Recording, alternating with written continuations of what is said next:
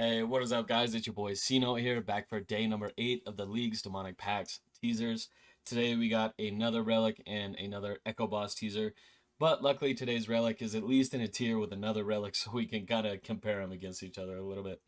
The relic is called Flask of Fervour, and it looks pretty good, at least at first glance.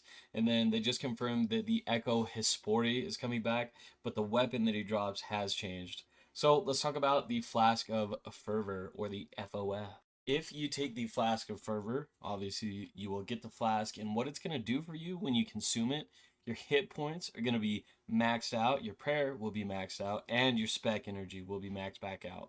So it's basically like Ambrosia from TOA.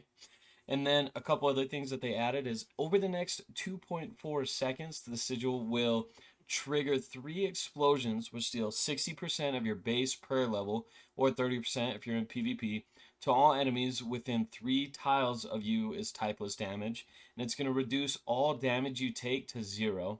And you can't deal damage to Yama with it, but that's been a theme with a bunch of the other relics, so that makes sense. And this item has a base cooldown of 3 minutes, but for every 10 damage you deal in a single hit, will reduce the cooldown by 0.6 seconds, or 1 tick.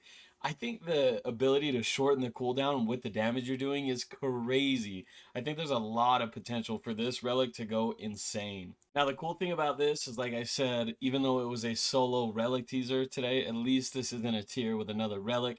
And if you guys remember, the other relic in tier 8 is the Minion relic. So looking at both of these objectively, like, my gut reaction is to take Flask of Fervour, but when I think about it a little bit harder, I think it's a little closer than that. It's not like an obvious choice, one or the other. I just think, like I said, the ability to take that cooldown to a shorter amount of time with the damage you're doing is crazy. You could really just be using this shit over and over and over and over again if you can, get the damage to bring the cooldown to a short amount of time. So I really like Flask of Fervour. Like I said, my gut reaction is take that over Minion, but we still have one more relic to see in tier 8, and Minion still has some stuff, some huge quality of life stuff, like the automatic looting that still keeps it right behind Fervour for me. So my opinion on that is definitely subject to change as time goes on, especially when we see that third relic. That's about it for the Flask of Fervour, though, so let's talk about Hespori and not getting its old weapon back, which kind of, for me, sucks a little bit. I say it sucks for me because I loved the weapon that Hespori gave last year, or in Raging Echo, excuse me. A lot of people said that it wasn't that good, and I guess in reality it wasn't overpowered or anything crazy. It wasn't in-game stuff, but it was such a quality of life thing to be able to melee, range, and mage from the one weapon. It was super fun to use, easy to get pretty early on. I liked it a lot. As you guys can see in the picture, obviously that's not going to be the weapon we're getting out of it this year, and it even says in the caption on this Twitter post, conquer the returning Echo Boss Hespori and wield a short bow forged from tangled roots. And you can see it in the picture. It looks like a sick little short bow. It is interesting the guy is wearing Oathplate, but I am excited to see what this weapon does. I'm excited to see the stats on it, the abilities, what kind of ammo it takes, if it takes ammo at all. And then I'm also curious if they're going to change the mechanics on Hespori, because like I said, it was a pretty easy boss to beat in Raging Echoes. It was pretty easy to get that weapon pretty quick right off the bat and use that for some of the early to mid-game stuff.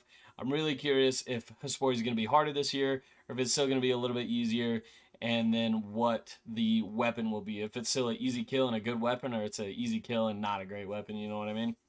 So hopefully they start giving us a little more detail on these Echo bosses. It's cool to get the teasers, but they're not giving us a lot to go over or look at here.